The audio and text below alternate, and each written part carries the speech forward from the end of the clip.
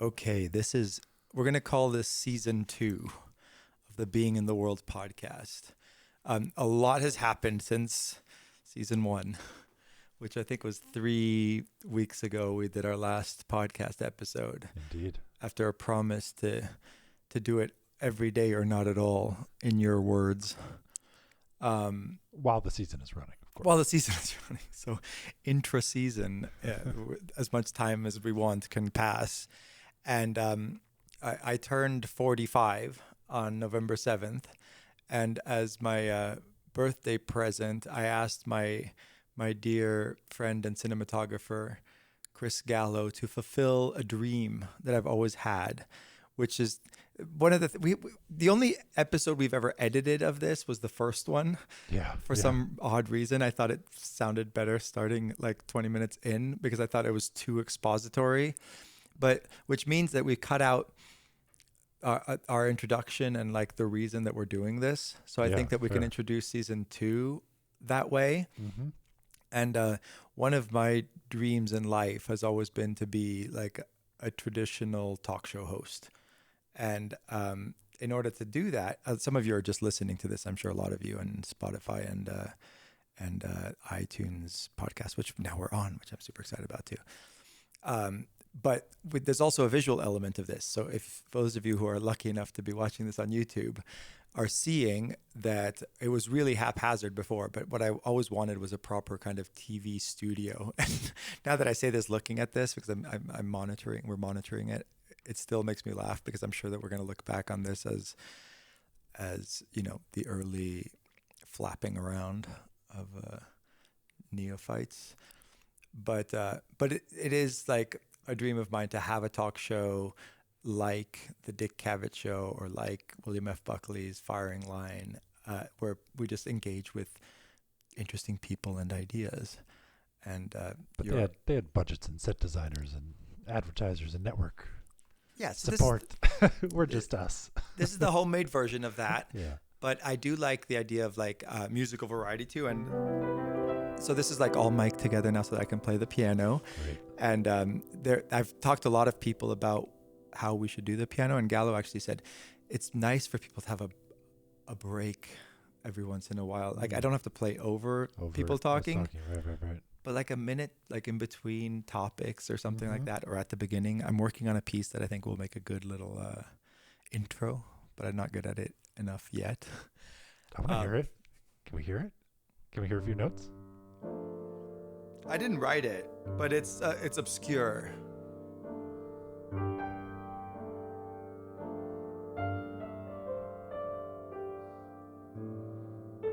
No, you can't hear it yet because see, it's incredible. One of the things about playing music is it's so interesting that you genuinely play so much better when you're on your own. Oh yes, of course. And then the moment that the pressure comes on of like, oh my God, people are listening, I can't mess up. That makes you mess up. I thought it sounded beautiful. I would listen to that as the opening. Give me another day. And we are so those of you who are wondering and who are new, we're in the same room, even though it's a split screen. And when I'm looking this way, I'm looking at Patrick and he's looking at me. And I don't know if you can feel that. It would be great to know if there are suggestions for us to feel more like in the same room. And there's a chair next to Patrick, which eventually we can have our guests and make your shot wider. And I'm excited to like bring more and more people on in season 2. I think, can we hear the little riff again? I think the most important thing, this happens on TV shows, right? Where like, no matter what the, go. No, no matter what it is, you the more you hear it and the more you like the content in between, in the interim, you just get to love that piece. You get to love that intro. You get to know it's the one familiar part of the thing that you come back to recurringly. I don't know. I find myself kind of disliking and being jarred by like a television show's kind of theme in the beginning, but then you're like somewhere around episode 6, just like craving it and loving the moment of it coming back and knowing that I'm back in that world. I love it too. And this particular piece, my father used to listen to it in Italy when I was a child. And when I started playing the piano, I found it kind of the few notes of it, but I didn't know what it was. And I was going crazy. And I would play people these few notes saying, do you recognize this? And nobody could. And by miracle, like a week and a half ago, Nastasia made a new playlist, and there was the piece. And I hadn't heard it in like 30 years or more, 35 years. I was like 10 when I used to hear it, you know, playing in Italy. And I was like, what is this? Tell me quick before it stops. And then I was able to find on YouTube and I'm not going to say what it is yet, because let's leave it a mystery. And for those of you who recognize it, can either, you know, spill the beans in the comments or not, and just like leave it. I think it's obscure enough. I think it's from a 1970s film, but it goes like this.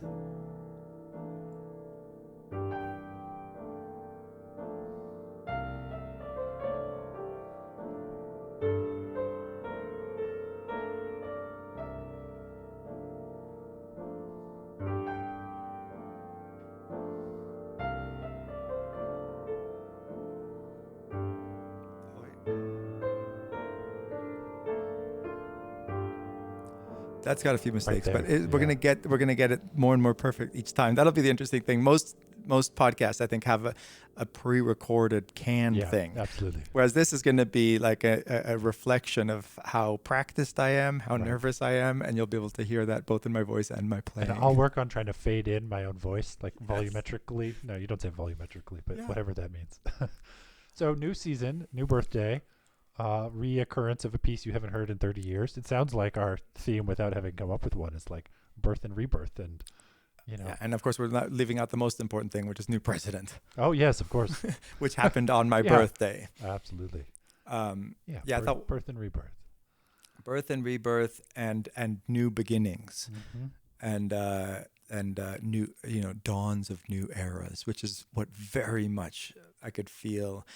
Down to the light in the desert on November 7th. I don't want to make it all about my birthday, but that was the day that that Biden was, you know, announced as president. And never in my life have I felt such a personal connection. First of all, such a personal affront by the current administration. I think viscerally, I think all of us felt that we had been infected with this horrible presence in our consciousness, regardless of whether policy affects you at all, right? Whether anything to do with politics matters. The fact that this horrible, you know, Cheeto Mussolini was one of my favorite bad names for him. But and then Colbert coined Il Duce, which I thought was a pretty good pun. But I would have paid money to have him lose this election, just to have him not be such a presence in my consciousness for the next 4 years. Absolutely. Right? Yeah. No, I've thought of it only as the last 4 years as kind of a like an imaging technique for society and for America, and I guess for like little bits and pieces of the world, because these ideas do tend to metastasize and spread to other organs, right? But like, yeah, it's been 4 years of just kind of understanding and finding, and through whatever, I guess, social, ethical imaging technique you can imagine, we now know kind of that the latent cancers, or the latent kind of evil, it was able to rise in a sense in the last 4 years. And I feel like it's actually useful if you think of just kind of the body politic, or the nation as body metaphor, that at some point in a kind of diseased body, you do need to step into the MR machine, the CT scan, and get scanned, and you have to find out where the kind of tumors are. And I feel like this 4 years, it may not have happened otherwise, but things like Me Too, things like the BLM movements, I'm not sure would have happened if we weren't kind of in such a diseased and fractured state. So you think like it was important for Trump to kind of expose what had been latent, what had been hidden, came to the surface, the racism, the white supremacy under the surface of American, just it was just a little under the surface, but now it was just shown, right? Yeah. And I mean, I get and kind of understand logically the platforming idea that maybe these ideas almost got magnified, or people were allowed to dwell on them, or were allowed to share them, and therefore they spread further and quicker than they would have otherwise if they were kind of hidden. But I don't have that much faith in the ability to skew or perturb someone who studies. So like my entire scientific career has been how to change preferences of people, right? How to get in there and perturb and change someone's relationship to something that comes in. I don't think there's that much you can actually do. So, you can change it by a few degrees. I don't think you can fully swing it into existence. So like it very much mattered to me to now see, like, the first thing you have to do across science is you have to be able to image something. The first thing you have to do, when I had my parasite and I needed to find it in a mouse, I had to genetically modify it so it glows in the dark so that I can see it. Because once you can see it, you then have a list of treatment options. And I feel like we can see it now. We can see a lot of the undercurrent of latent transgenerational racism that was going to just kind of exist, but silently or quietly. We now know where it is. And I have no prescription for, does one go in and resect it? Does one do 4 years of chemo? I don't know what to do, but I do think it wasn't going to have magically gone away otherwise. And there's a utilitarian world where there's the speed with which a lot of kind of individual and societal evil rose to the surface was kind of frightening, but now that's where we are, right? We know what the kind of diseased body of our society looks like. Yeah. And it was just so refreshing to see, again, like the standard had been pushed so low that to see this career politician, Joe Biden, in the Senate and, in the public eye for 47 years, never would have been that excited to see him, even when he was vice president. Like, so what? He is just another old white dude who works in politics. But when he came out on November 7th and it was like, and Kamala Harris in her white suit and the glory of of just even seeing not, someone who looks different from what we've just been looking at, the crassness of what was before, the almost caricature of privilege and arrogance and lack of any even modicum of manners or empathy or any of the things we value. And here's, the worrisome thing about what we've exposed is how still nearly half the population can look at that and say, oh, we want more of that. And I know that those same people saw, like, Obama, who I see as, again, not even looking at policy issues, looking purely at a stylistic and human level, right? When I look at someone like Obama, like, I see someone with class and humor and elegance and charm and intelligence and thoughtfulness. And again, we could disagree on everything, but I would like to think I would still recognize those qualities as a human. But I think that a lot of Trump supporters look at him and they looked at him with the same fear and disgust as we look at Trump. And when I think about that, I get very worried about the state of our world, of our country. Like, is there just an irreconcilable gap in the way we see the world and the way we can just register on a most base, kind of instinctive way how a human being kind of affects us? I remember back in the early days of Facebook, I made a spoof. I think I was using it to flirt or something. I made a spoof account of a velociraptor. Mm-hmm. That was like a dinosaur that was like bird-like. Yeah. And I kind of like, you have to intentionally choose your interests and likes and things like that, right? And so I would be like, okay, it likes hunting. What do I like? I like the Toronto Raptors, and I like hunting, and I like carnivorism. Like all the things that I imagined that a velociraptor would enjoy. I kind of went through and clicked all those. And it was incredible how right-wing. I mean, it was just bizarre because of how different it was from my actual account. But it was like extraordinarily right-wing. The account, like Facebook, it fed me on this spoof account where I pretended to be a velociraptor. Oh. A bunch of memes, stories, hunting stories, gun rights, NRA. Mm-hmm. Once you click you like hunting, once you like meat, it presumes, based on its like high dimensional algorithm of who it thinks you are, that you live in X state and are interested in X thing and have Y and Z parents, and just the passive algorithmic feeding of the jokes that were associated with these interests. I found it so interesting because it like again, like the thing that I care about most as a kind of scientist is how do you change a brain from the outside?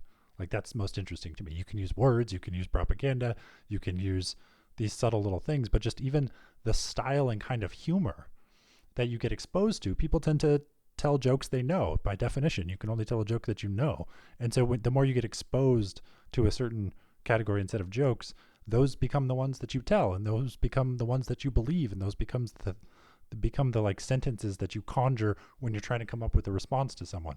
And so it was so interesting to me how quickly it seemed that one could find oneself kind of skewing so far left or so far right based on just this daily exposure to these things. And I know this is kind of just like social media 101 now that we know this, like, 15 years later, but it was so bizarrely quick how it happened. And so I think when, like, to your point that there's the caricature of evil on either side, and it is perceived as such on either side. Obama is perceived as disastrous for one's ability to just live their life, as to some people as Trump is to others. That like these kinds of algorithmic rabbit holes really do affect the way that you think. And so I remember once trying to co-write an article. But I could watch Fox News all day long, and I never would look at these people, whether it's Sean Hannity or Tucker Carlson, as like likable people. I it's ingrained enough in me. Like, I guess you have to start at a younger age, or you have to have a genuinely different disposition. Right, the degree to which one can be susceptible. I mean, I think so. Like, I go to Fox News all the time because I want to see and understand what the other half of the country is looking at. Like, and I also am interested in the process by which ideologies are transmitted transgenerationally, or even just like through media.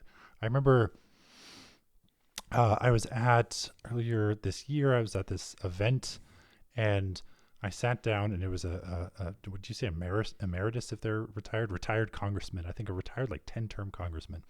And we're sitting around a table, and there was a family, a man and a woman, and 3 teenage boys, all from Texas. The congressman sits down. It's chatting. It's like we're all just sitting there. It's like 7 a.m.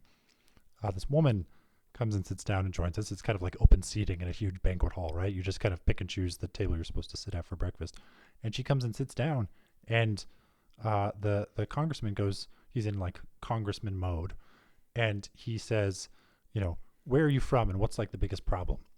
And the woman says she's from Baltimore, and it's racism, just like right off the bat. And the congressman, without like, you can see that it, insofar as there were kind of like cued already pre-existing answers to such a thing. I guess if you're that practiced, you do this. And I worry slightly about whether or not Biden has had an original thought in decades, given like how conversed he is in like kind of DC jargon. Anyway, so this guy turns to the family and turns immediately to the kids, the 3 teenage boys, and says, not many people know this, but actually the North in the Civil War was more racist than the South. And I was just like floored. I was absolutely floored by this because, like, first of all, the idea, I mean, it was the insidiousness of the like packaged statement there was one, not many people know this, which means, first of all, I have a superior access to some sort of knowledge, therefore don't try, it was poking holes in authority. It was poking holes in textbooks. It was poking holes in the things that these kids are being taught in school. First, not many people know this, but that in and of itself is like a shell of a conspiracy theory package, right? Like you now stop believing the things that you might be told on a daily educational level wherever these kids are in school. I mean, these kids were already like the sons of, I believe the man was a Texas judge. So like a very Republican conservative Texas judge. So they were already probably going to skew to some of these ideas. But then the guy said and he gave some kind of convoluted argument about the economics of the thing. But I had never really understood how transgenerational kind of racism or transgenerational ideology happens. Like I'd gotten it, and I thought maybe it was just kind of like around the dinner table, you hear stories and you have these anecdotes that build over time, and it comes from maybe a father figure or an uncle or a thing, and you just kind of don't know what else to think because you've only been exposed to so many ideas, most of which are skew a certain way. But like it's just struck me as like in 2020, in February 2020, pre-pandemic, like this is how it happens. Like this is those little twisted comments can really quickly change those kids' beliefs. It was coming from a freaking congressman, and so we're not immune to it though on our yeah. side. So well, either, that's right? what I mean. So the reason I brought that up is because the question is, to what degree are we as adults somehow buffered against information changing who we are or what we believe? So is it actually true that you and I could go to Fox News or Breitbart or all these places every single day? Could we also surround ourselves with friends and like, you know, completely kind of find and replace our social circles and our social structures with people of different ideologies and not convert at all, not start telling jokes that are slightly racist or not still being slightly, you know, Islamophobic somehow. And one wonders the degree to which like we are truly stuck or buffered, or like, you know, how strong the defenses are. I found it remarkable, and I've said this before, but I found it remarkable how quickly earlier this year in this 2020 pandemic, we were able to kind of change our behavior towards people. We were able to avoid people. We were able to give 6 feet buffers, 6 feet zones to people, just walk away as if we were afraid of them. It was so easy. It was just an idea. There's a global pandemic and it transmits by standing closer than 6 feet. Just that simple idea made me afraid of people, right? Mm-hmm. And so you could imagine that being an argument against my kind of robust defenses. Like, what if instead of the idea being about a virus, you just had an ideological or an idea based on religion that manifested as fear? Yeah. Well, so the other thing that's happening, a lot of things happening at once. The new administration also yesterday, Pfizer announced that they had a much more successful trial run than they even expected for the vaccine for COVID, right? Like over 90% success rate. Yes, yeah. And, the stock market shot up, and it, to most of us, and I imagine most scientists, this is just pretty good news. But of course, that too is full of conspiracy theories and fear and lack of trust of these, and some of it justified for, pharmaceutical companies and governments. And, they're going to be encouraging everybody to take this vaccine and quickly.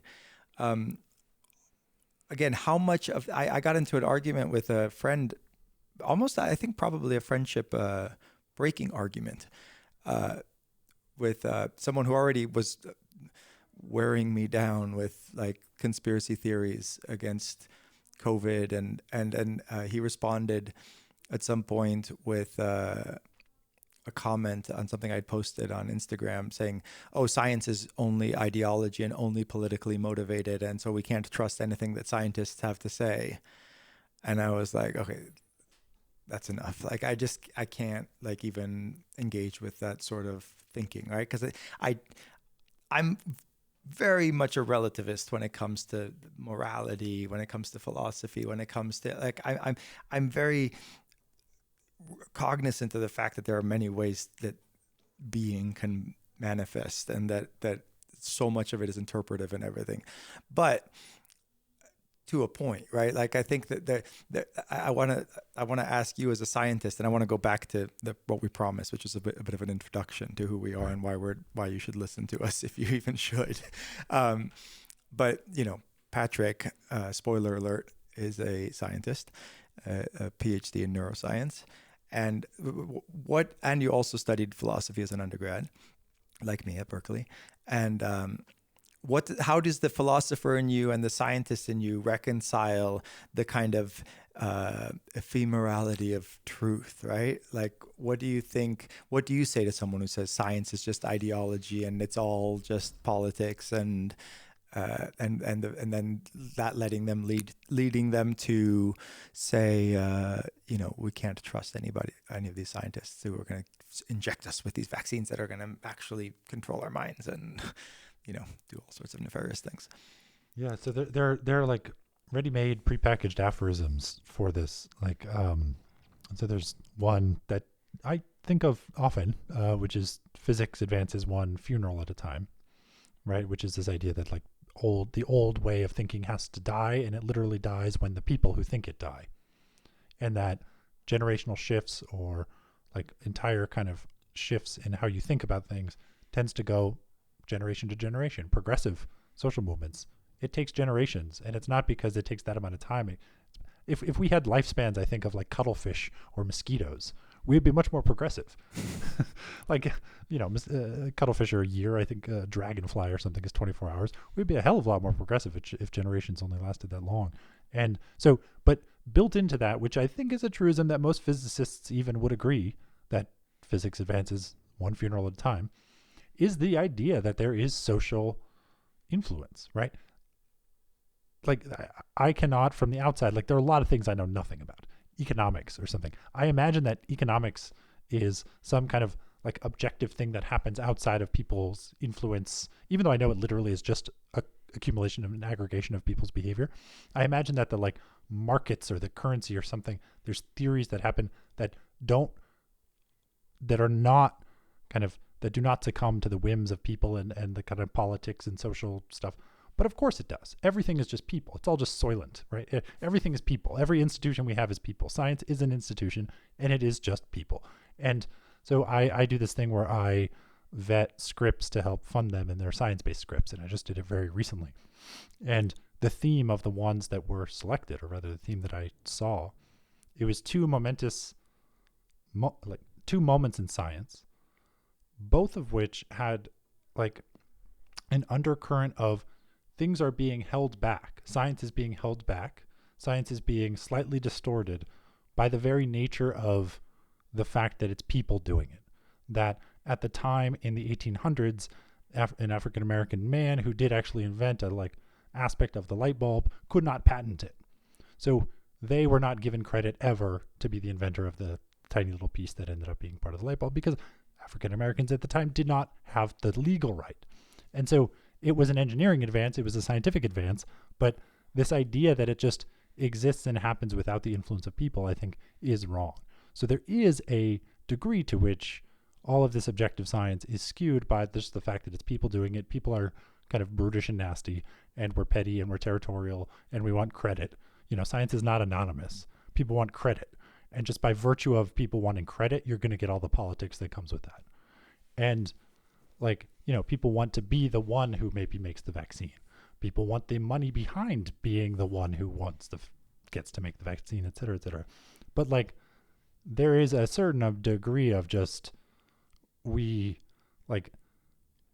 can allow for influence in human politics while still maintaining that not everything is therefore undermined. That there are still a consistent and agreed upon collection of facts that are mostly true. The thing that was so But what do you mean true? I mean, so the thing that was so difficult about this pandemic in particular was, in the beginning, it was the scientists who were the ones accurately saying we don't know the most. People would say, how many people are going to die? How infective is it? Like, when do you get it? And the answer was, I don't know, I don't know, I don't know, because they were good scientists. And it is in those cases where you have something brand new.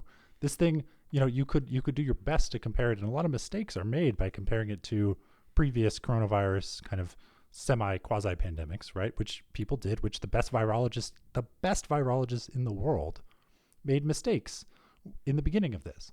And they did so because they were comparing it to previous coronavirus outbreaks. And that's because they're human. They are biased by recency. They're biased by, this happened once before, it will happen once again. It's the generals are, fighting the battle, generals are fighting the last war kind of phenomenon. And so that is a human bias that influenced and probably led to some deaths, right? So more than should have happened if you were kind of imagining a counterfactual, perfectly objective, no human, no bias world. But that does not mean that therefore they know nothing, right? It is the openness to and the malleability to change your opinion quickly based on the facts that I think is the closest approximation to truth that you can have. And it's the people that seek that I think are the ones that are the best scientists. But I mean, like, there are so many. We're still figuring out the pacing and the kind of infectivity and the rate of change of this virus and the mutations and things. There were I listened to this podcast that's the 5 kind of top virologists in the world, and they were asked early in this pandemic in February and March by a caller in or someone who wrote in, like, is it possible that this will mutate to be more infective? So will the coronavirus mutate at some point in the pandemic that might make it more infective and therefore worse? Mm-hmm. Every single one said no, absolutely not. The reason is that had never happened before in the history of pandemics that we knew about. Right. It was always the case that when they mutate, they become less infective. And so it sounds very dramatic. It's very Hollywood for this mutation to occur and then for it to explode like halfway through the pandemic and make it many multiple orders of magnitude worse. But it had never happened before. And then it did actually come out, like maybe in the summer, that there did seem to be a mutation and it did seem to make it more infective. Somewhere in Europe or somewhere, like it was regional, it wasn't global. And so what do you do with that? What do you do with the fact that in February 2020, the best virologists in the world got something wrong, got an opinion wrong? You just have to take that. You know, like as a scientist or as someone who believes in science, you just have to take it and say they were wrong. How were they wrong? Can we learn from it? What made them wrong? What made them confident in their previous belief? The fact that it hadn't ever occurred, it was like a kind of inductive reasoning. It hadn't ever yet been the case that something had mutated and become more infective. But it also hadn't ever yet been the case that a coronavirus had been this widespread. So you're dealing with variables that you just don't understand fully. And like I, as a neuroscientist, we are always constantly dealing with variables that we don't understand fully. We know barely anything about the brain. We are in our absolute infancy. So the degree to which you should trust a neuroscientist or trust a virologist or trust, I mean, biology is messy as all hell. And so the degree to which, like, we know for certain many of these things is it's very, very limited and low. But to me, that's the beauty of it, that there is so much still to discover and that you do have to constantly revise your own beliefs. I don't know. One of the challenges I give myself is to try to give talks sometimes about the brain where I only say things that I am decently confident will be true 100 years from now. And it's very, very hard to give a talk about the brain where you limit yourself to only say things that you are so confident are true that will still remain true 100 years from now. Will you bring your brain onto the podcast one day? Oh, yeah, sure. When I met Patrick, again, to give a little background, I don't know if we've told this story or was that in those first 20 minutes that we cut out of how we met? Do you remember if we've told the story? Yeah, I think we have. I think we have. Anyway, very briefly, Patrick appeared. We did. Yeah, you're right. But Patrick appeared as a friend of another neuroscientist, another wild, untamed neuroscience who shall remain nameless. What's that? He was on the Melody episode. We were sharing how we all met. That's right. Anyway, Patrick brought, the first time I met him, a human brain, which he carries with him for talks and even has now here. Now, again, for those of you who have not listened to every minute of every episode, how dare you? Patrick now lives on this desert compound that I've been living on for 4 years, 2 miles up a dirt road in the middle of nowhere that seems to be an epicenter of wonderful coincidences and just amazing meetings of minds and sometimes bodies and sometimes just a kind of divine order in amongst chaos and anarchy. This is the tension that we're always playing with up here, I think. But when Patrick appeared, I quickly learned there was a kindred spirit, a seeker of both truth and fun and just kind of dominated by curiosity and thirst for life and for experiences and for telling stories and living stories. And there I thought that this dream of the talk show, I think we both kind of, it just whooshed up and we realized this could be a reality. And here we are now, 36 episodes in, and I didn't finish my thought about cinematographer. What I asked him for my birthday was to help me set up a more professionally laid out and lit TV studio. So that's what you're looking at now if you're looking at this on YouTube. And we're going to keep, kind of dialing this in. But my dream is that we have, because this is such a melting pot of interesting people, way more than I ever met in LA. Because in LA, it's just like everybody's like, oh, I'm an actor and I've got to, go to an audition. And that's like the only conversations you have. Whereas here we meet, fellow scientists and doctors, but also all travelers, because the type of person who comes up here also, for those of you who don't know, I run an Airbnb up here and I have 6 vintage trailers that are kind of peppered onto the landscape. And it's a self-selecting group of people who come up here, and they just tend to be interesting. It's very rare that someone appears that I'm not happy to sit down and have a meal with, or spend more time with. And so, we've had numerous doctors and who appear in, emergency room doctors. This is what was one of the last straws with this former friend who said, the coronavirus isn't real. And then, I have an emergency room doctor staying here. And he admitted, like you said, that we were wrong in the beginning, and we were wrong in some ways that happened to be good news. Like he said, we thought it was deadlier than it was. Right. So maybe there was a little bit of an exaggerated concern at the beginning. But he said it's much deadlier and this is an emergency room doctor. And this is and I got really pissed off at this friend saying, like, should I believe you who looks up conspiracy theories online, or should I believe someone who dedicated their lives to studying medicine and spends their days saving actual people who have the actual coronavirus, who come in and can't breathe, right?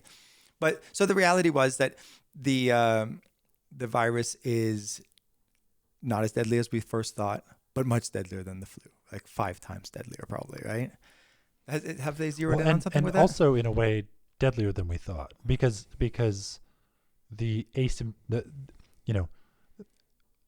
it used to be the case that so previous coronaviruses, you could only spread it when you were symptomatic. You only spread it. So things like Ebola are similar to this, where you only spread it when you're actively, visibly, obviously sick. Right. And I forget which of the previous coronaviruses, but it was definitely the case that we didn't expect it to be so easily transmissible during asymptomatic phases. And so that's, in a sense, it's deadlier than we expected and less deadly than we expected. The ones that are visibly, obviously sick, less deadly than we thought in the very beginning when it was just decimating kind of fragile populations. But also globally, in terms of final count, probably a lot deadlier than we initially anticipated. So it's constantly surprising, and it's also constantly so but that's what the heart of kind of science is. These things are unknown, and you do your best and you make a ton of mistakes. Even now, we're just discovering new organs in the body still. Really? Yeah. A couple of years ago, there's some interstitium thing, and then we just found one in the back of the sinus cavity. How's that possible with all the dissections and? Because there was a deflation that happens at death that collapsed the thing. Something happened between the moment of death and the autopsy, the couple hours or however long it takes, that would deflate this organ, the interstitium, such that no autopsy had ever discovered it previously, because it had always been collapsed. And this was a couple of years ago. That's right? We're still uncovering so many mysteries and wonders and miracles about the body. We know very, very little. And so it's of no surprise whatsoever that people are still continually surprised. This is not our last pandemic. This is probably baby's first pandemic for us, for our generation. Something new. It'll be an influenza virus next time, or it'll be something else. But yeah. So it's really, I think one of the consequences actually of the lionization of scientists in science is this expectation that most of it is solved. People back in Newton thought that physics was done. Yeah. Like when Newton came out with the Principia, it's like, okay, well, what else is there? Physics is done.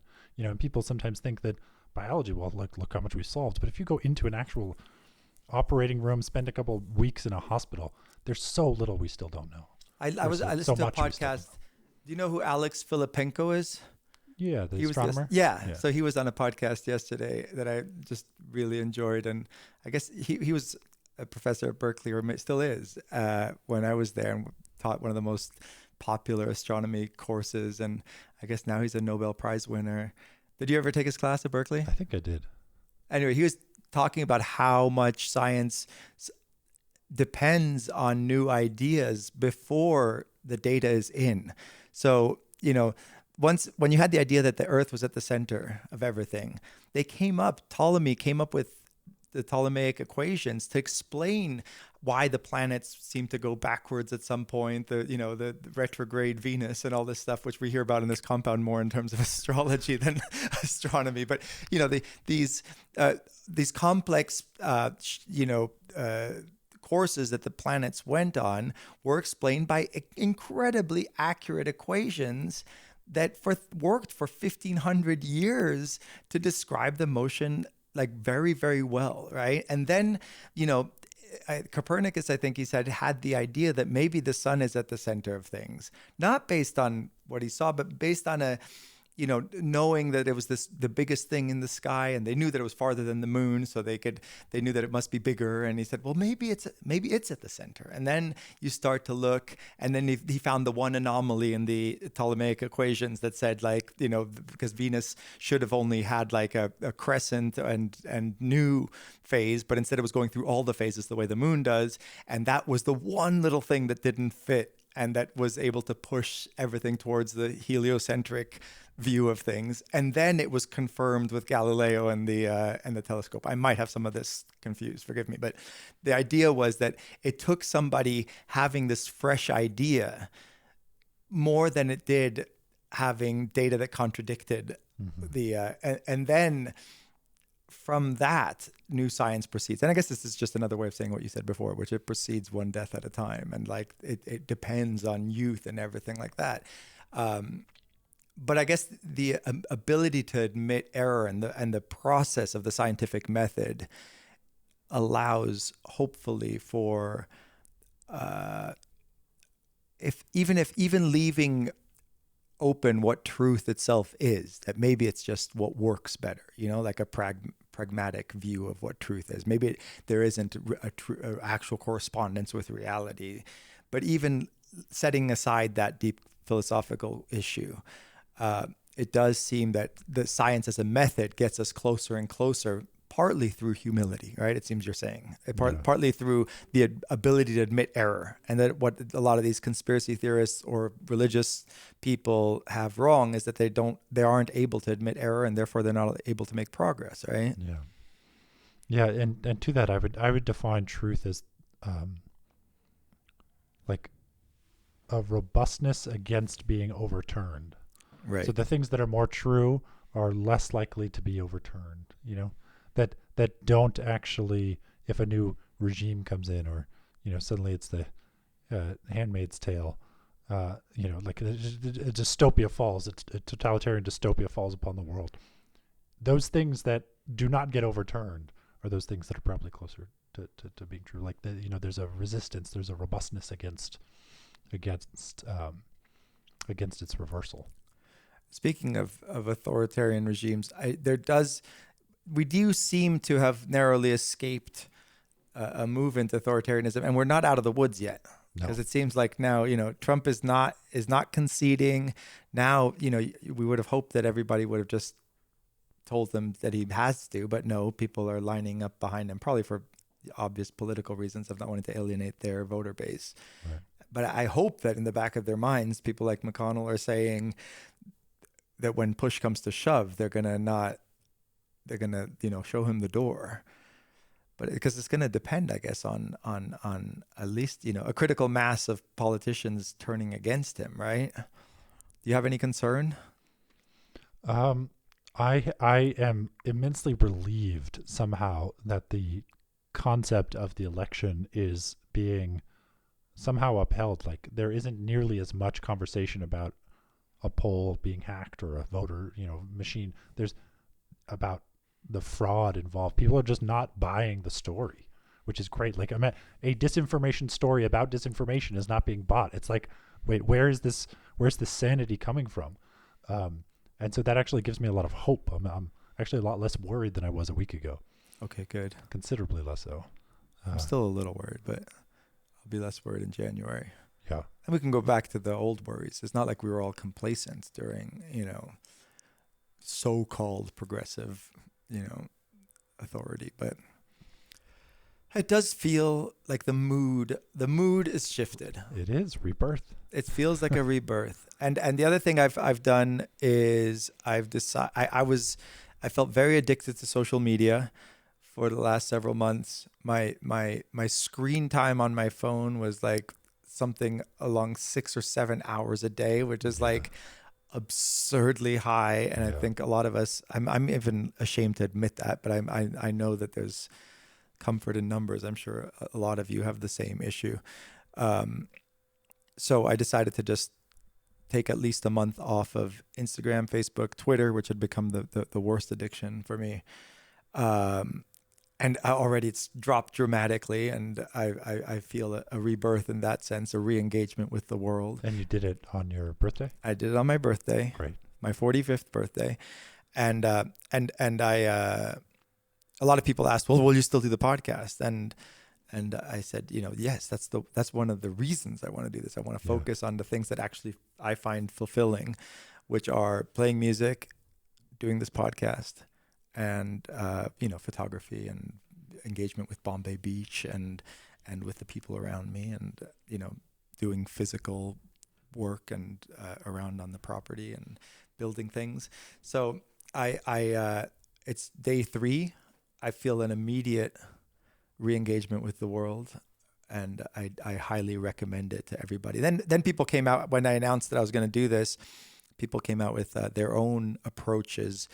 I think of social media a lot like alcohol. I think it's a great social lubricant, a way to engage with other humans, that it opens doors that wouldn't otherwise, when Vino Veritas, when we have a little social lubricant, we open up certain things. But if you wake up first thing in the morning and have a drink, and the way I would wake up in the morning and look at Instagram before my eyes would even finish going into focus, you have a problem. And it was time to admit that I had a problem. And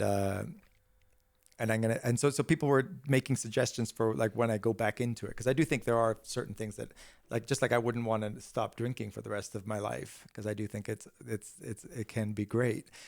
There are ways to moderate it, and some people have the actual parental controls on their phone that maybe only a trusted other person has the code, and then it limits the app time to 30 minutes a day, or they only allow themselves to see it between certain hours. And so my plan is to re-engage in a very limited way, but also to encourage other people to do the same, because there's a definite an immediate quality of life increase when you disconnect from this addictive shit.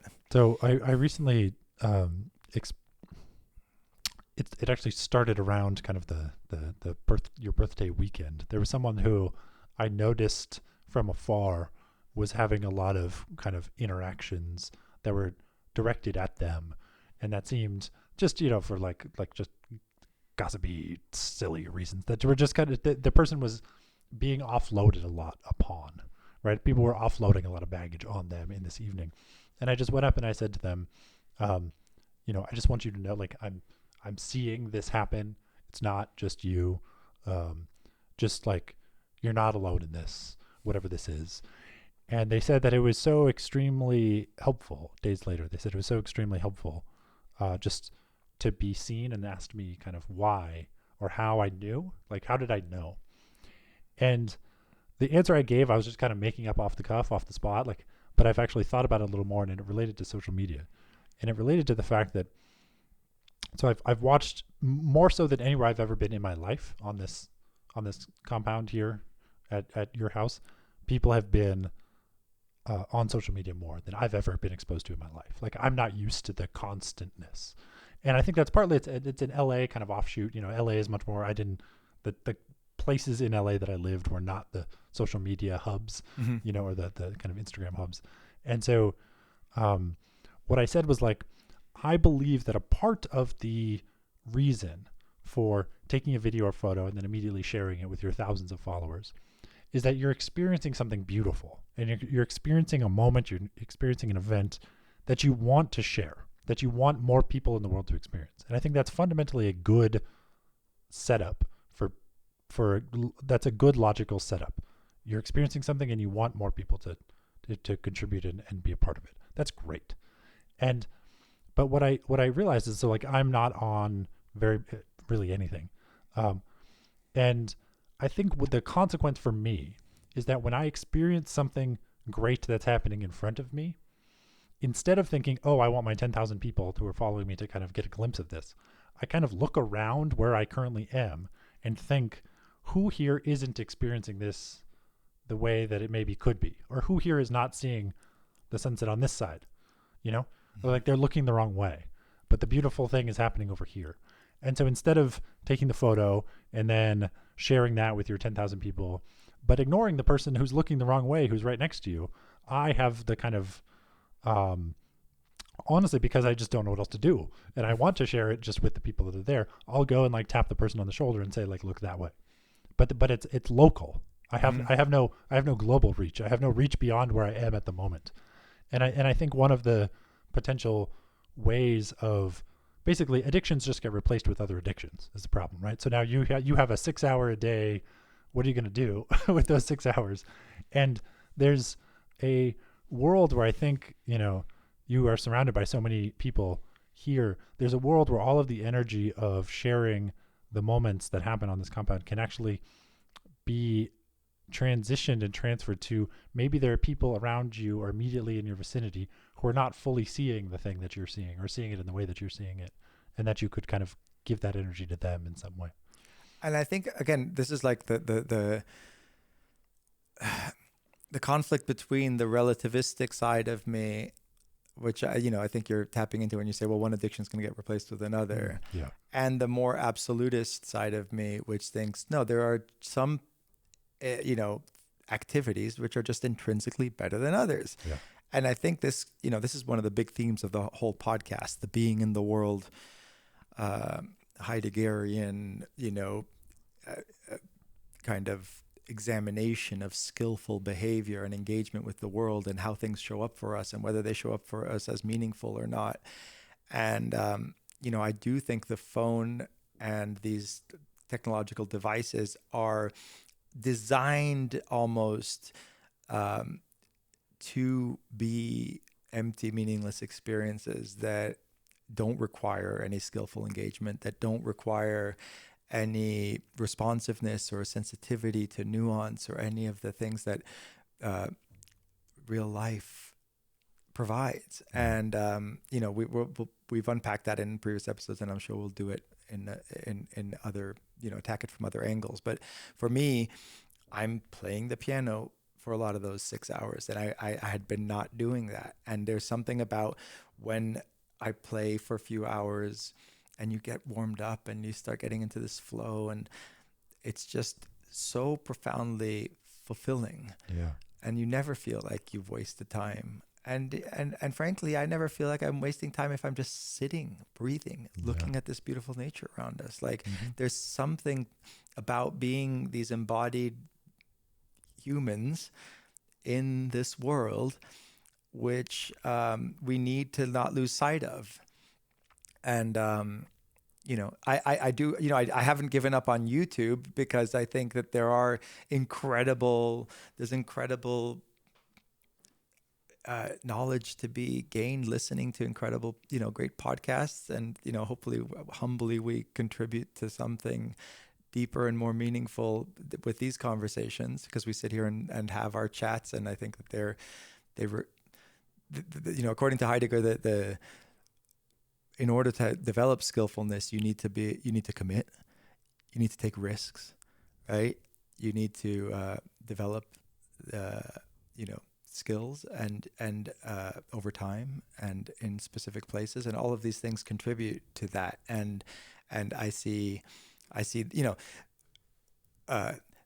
I've been frustrated with you for the last few days because I understand also that this podcast is like probably third or fourth on your list of priorities. Understandably, he's got a full-time career as a neuroscientist and other things going on in your life. But this is like up there, number 1 or 2 for me right now. So I do appreciate coming back to this right now. I'm going to say it publicly.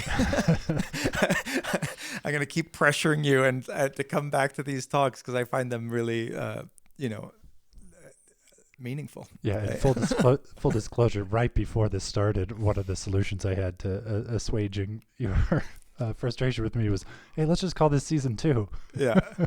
Which I'm wondering if we should call it, I think we should keep the numbering system going. Oh yeah, no, yeah. Absolutely. Not 0-1. Okay, well, we're 55. The time flies though. It's amazing. 55 minutes in. Please write us emails. Now, I didn't understand why Patrick liked getting emails. I thought it was such a random thing to say, but I realized that's because you're not on social media. Oh God. Now I want emails too. Yeah. So that was the only way people could contact me. And you've gotten a few nice ones that you've shared. Like, it is really nice. So Tao Ruspoli, TaoRuspoli @gmail.com. And yours is? House.Patrick, house.patrick@gmail.com. And did you know that Gmail, it doesn't matter where you put the dots or if you put them not at all? Yeah, but I like the dots. So yeah, write us emails. Watch this on YouTube so you can see our new TV setup, which we're still dialing in. And what YouTube allows, which I love, is the comments. Unfortunately, as I'm super proud of the fact that we're now on Apple Podcasts, but there's no place to comment, and Spotify the same. So even though those are the most prestigious media that we're on, they don't allow that engagement, which I totally appreciate as an addict of the little dopamine hits that you get when somebody likes and responds to your stuff. Like, now this is the only source of it. So yeah, do go on YouTube and say hello to us and make us suggestions for topics. Oftentimes the suggestions people have made have given birth to good episodes. Maybe in the same way that physics advances one funeral at a time, maybe podcasts advance one 3-week seasonal break at a time. I still feel like we've lost practice a little bit. It gets better as we do it every day. So see you tomorrow, for real. See you tomorrow, everyone.